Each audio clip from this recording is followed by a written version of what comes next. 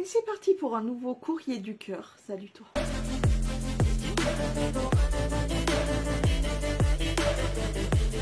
Oui, j'ai perdu un ongle. Bref, là n'est pas la question. En commentaire, tu me mets cet emoji. Et c'est parti du coup pour un nouveau courrier du cœur. Alors par contre, je ne sais pas ce qu'elle m'avait dit. Si je devais ou pas dire son petit prénom ou son pseudo, je ne me rappelle plus.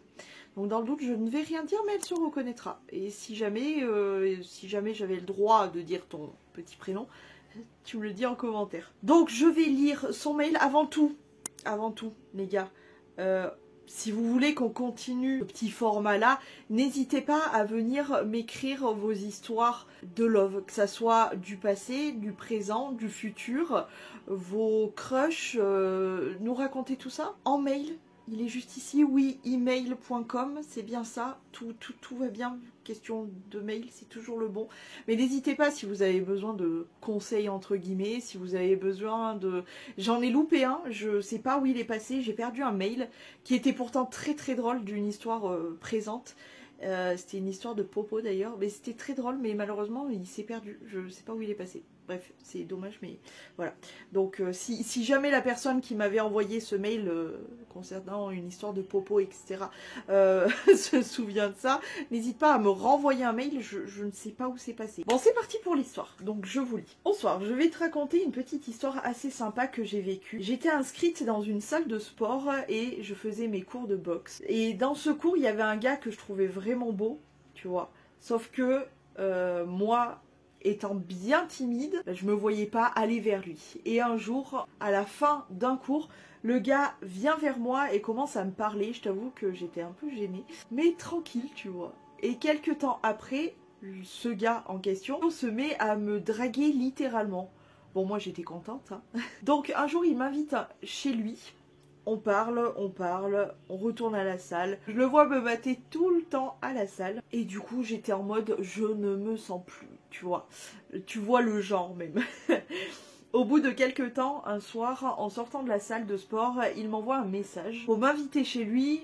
Donc je dis ok. Il est venu me chercher à la salle car lui restait 1 à 2 heures. Mais moi, je restais à la salle toute la journée, une acharnée la meuf. Et on était chez lui, le gars hyper galant, il m'ouvre la porte de la voiture, chose qu'on n'avait jamais fait pour moi, très respectueux, rien à dire, on arrive chez lui, on parle, on sympathise plus, si tu vois ce que je veux dire. Une fois qu'on avait fait plus connaissance, plus ample connaissance charnelle, je sais pas si ça se dit mais tu m'as compris, tout le monde t'a compris.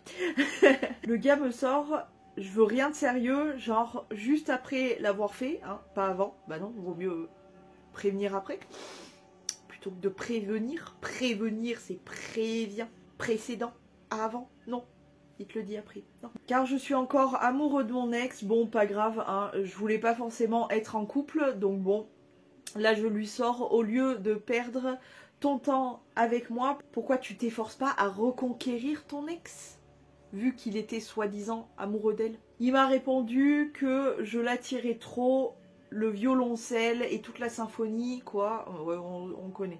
En soi, j'étais trop contente, j'en ai un peu profité. Peu de temps après, j'avais appris qu'il avait trompé son ex. Alors, bon, pas trop amoureux, quoi, finalement, hein, pas si amoureux que ça.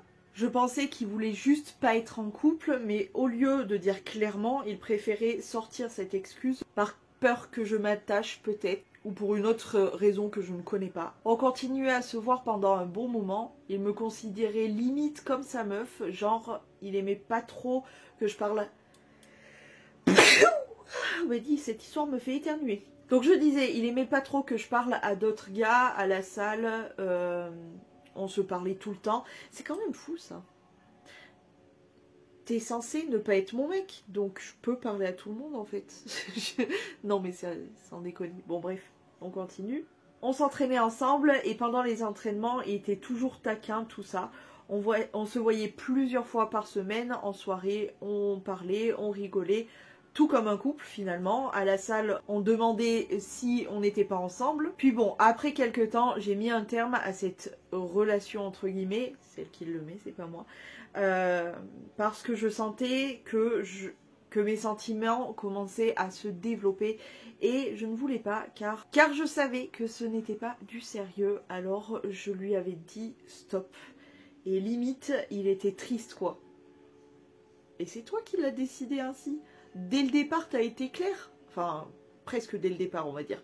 T'as été clair, tu ne voulais pas de sérieux, tu voulais pas être en couple. Et là quand la nana te dit stop, du coup là à ce moment là t'es triste. Le côté illogique des mecs, c'est fou.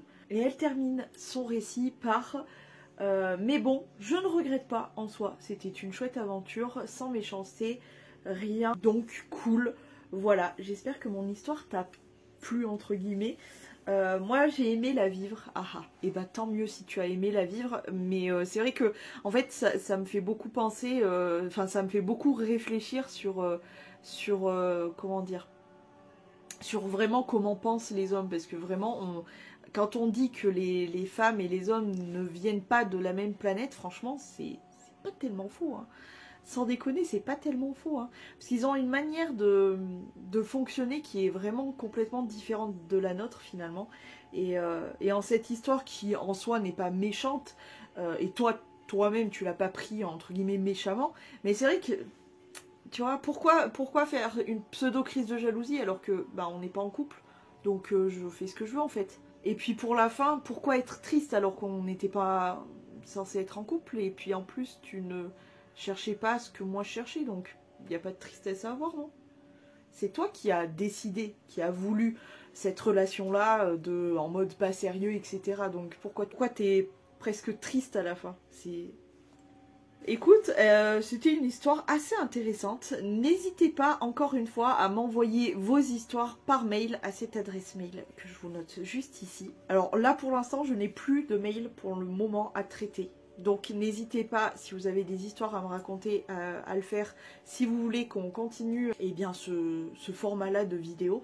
Moi j'aime bien en tout cas, j'aime bien quand je peux donner des conseils, quand je peux aider, je le fais avec grand plaisir. J'aime bien ce concept qui n'est pas du tout le mien en tout cas, que j'ai simplement repris, que j'ai déjà vu et repris. Elle m'énerve cette mouche, hein. Mais voilà, si ça vous plaît, si vous voulez qu'on continue, n'hésitez pas à m'écrire un petit mail pour raconter votre histoire de cœur, ou celle de quelqu'un que vous connaissez, hein. Ça peut être très bien en anonyme, vous me dites juste je veux rester anonyme, voilà ma copine elle a eu cette expérience-là, qu'est-ce que t'en penses, est-ce que t'as des conseils, etc., comment toi tu aurais réagi, etc. N'hésitez pas, après tout, en anonyme, personne ne le saura, hein. Ça reste entre toi et moi.